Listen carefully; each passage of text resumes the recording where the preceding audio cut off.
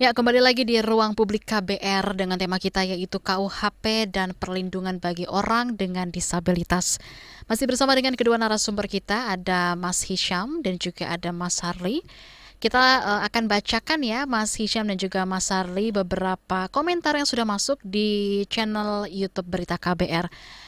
Yang pertama dari Bapak Bimo di Tangerang Selatan. Bertanya pada Pak Hisham, sejauh ini kasus hukum apa yang paling banyak ditangani LBHM yang menimpa disabilitas di Indonesia? Apakah lebih ke arah diskriminasi atau lebih menjurus kekerasan? Silakan bisa ditanggapi terlebih dahulu. Mas Hisham, silakan. Baik. Ke- Kalau LBHM kebetulan karena fokusnya ada 5, salah satunya kesehatan jiwa. Jadi sebenarnya disabilitas itu sub isunya LBHM gitu ya.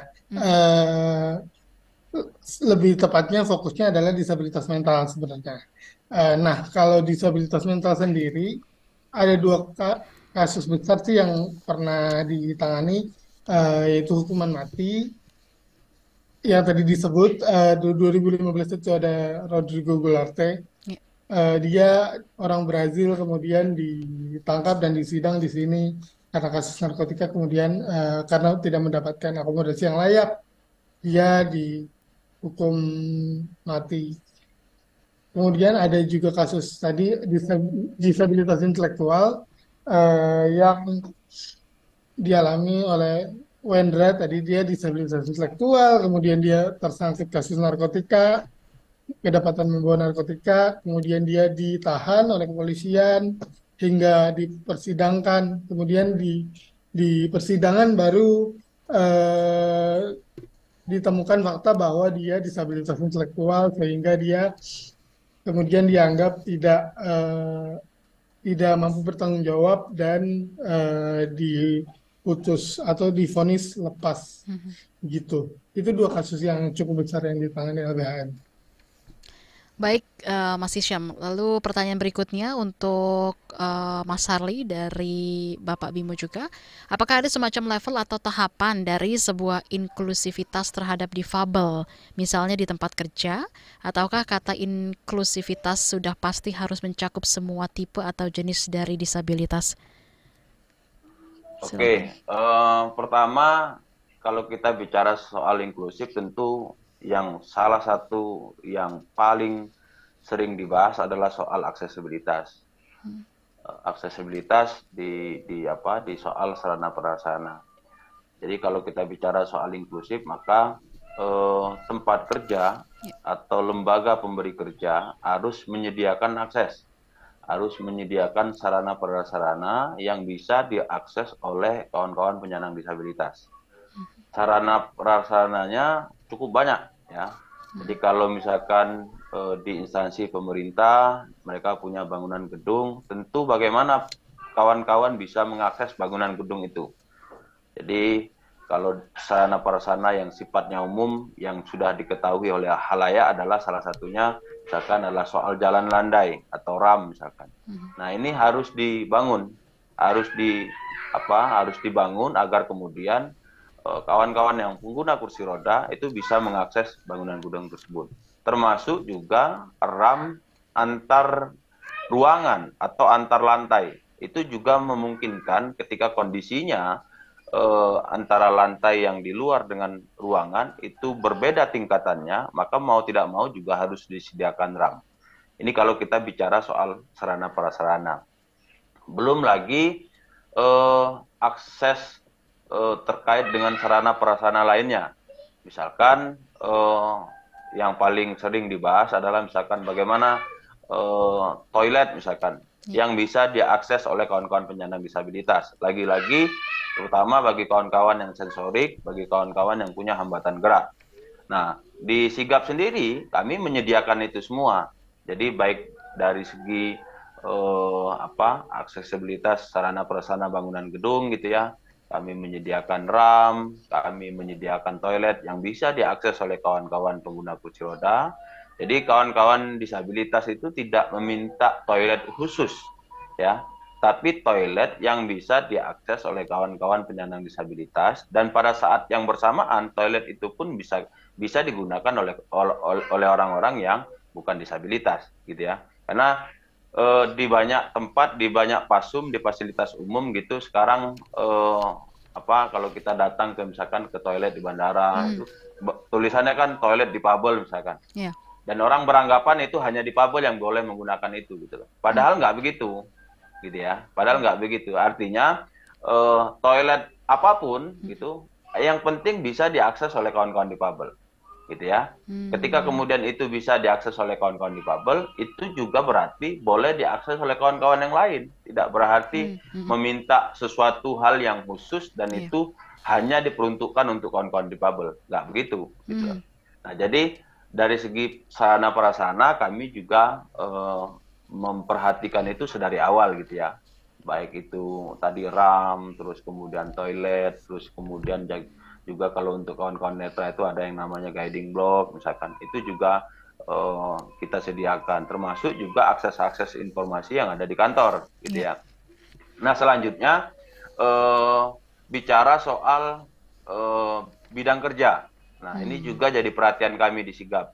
Misalkan dia punya hambatan tertentu, terus kemudian di bidang apa yang sesuai dengan kondisi hambatannya. Ini juga perlu kita perhatikan, gitu ya. Termasuk juga soal teknis-teknis melakukan pekerjaan. Nah, ini juga kami perhatikan. Misalkan kalau dia adalah sensorik misalkan, tentu kemana-mana kan dia tetap artinya tidak bisa mengoperasikan kendaraan gitu ya. Nah, di Sigap sendiri gitu kami menyediakan misalkan transport untuk kawan-kawan yang netra gitu ya. Ini salah satu bentuk akomodasi dari lembaga pemberi kerja gitu ya.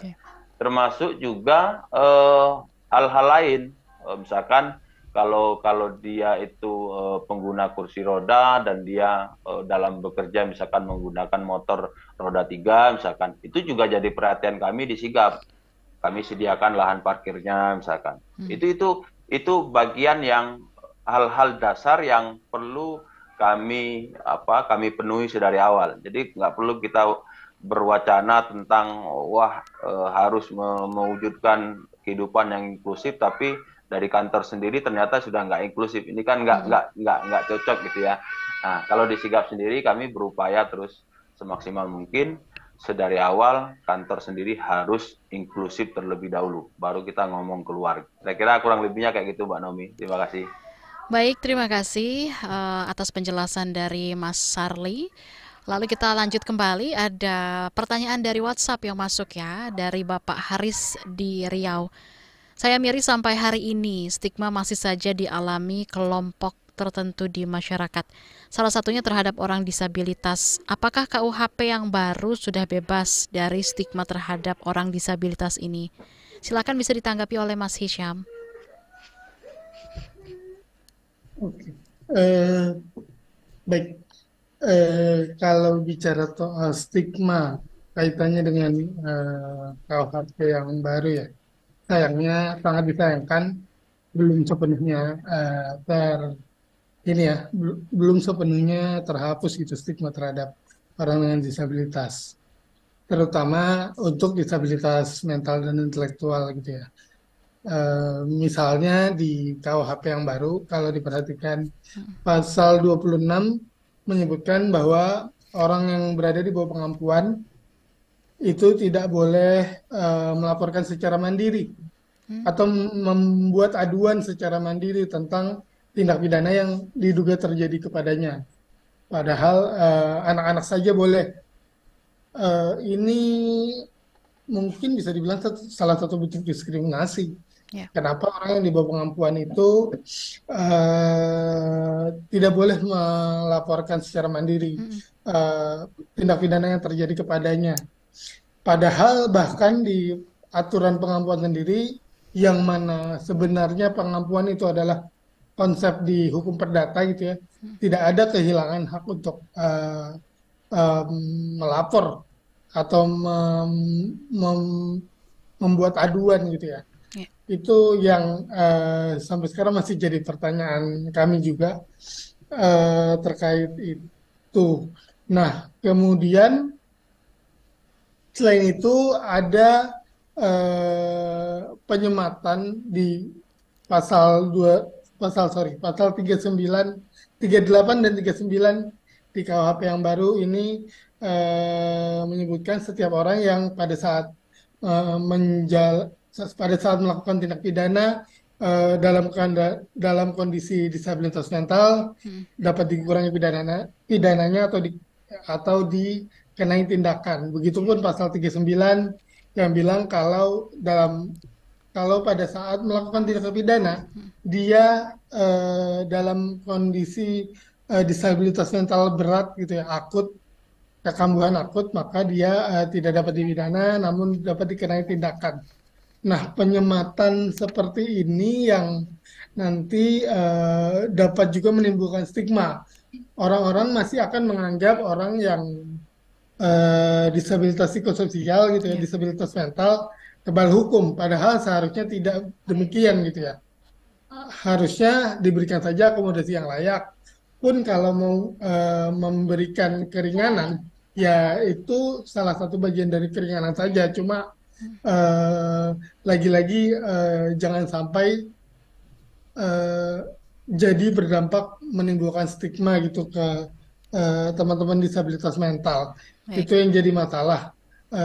Seharusnya kalau misalnya itu jadi keringanan, pun fokus ke hambatannya gitu ya. Jadi setiap orang sebenarnya bisa saja mengalami hambatan tertentu, termasuk ketika ada istilah mudanya mungkin kekambuhan, gangguan mental gitu ya, ketika melakukan sesuatu, ketika melakukan tindak pidana, kemudian itu jadi pertimbangan untuk meringankan dan sebagainya, memberikan akomodasi yang layak dan sebagainya.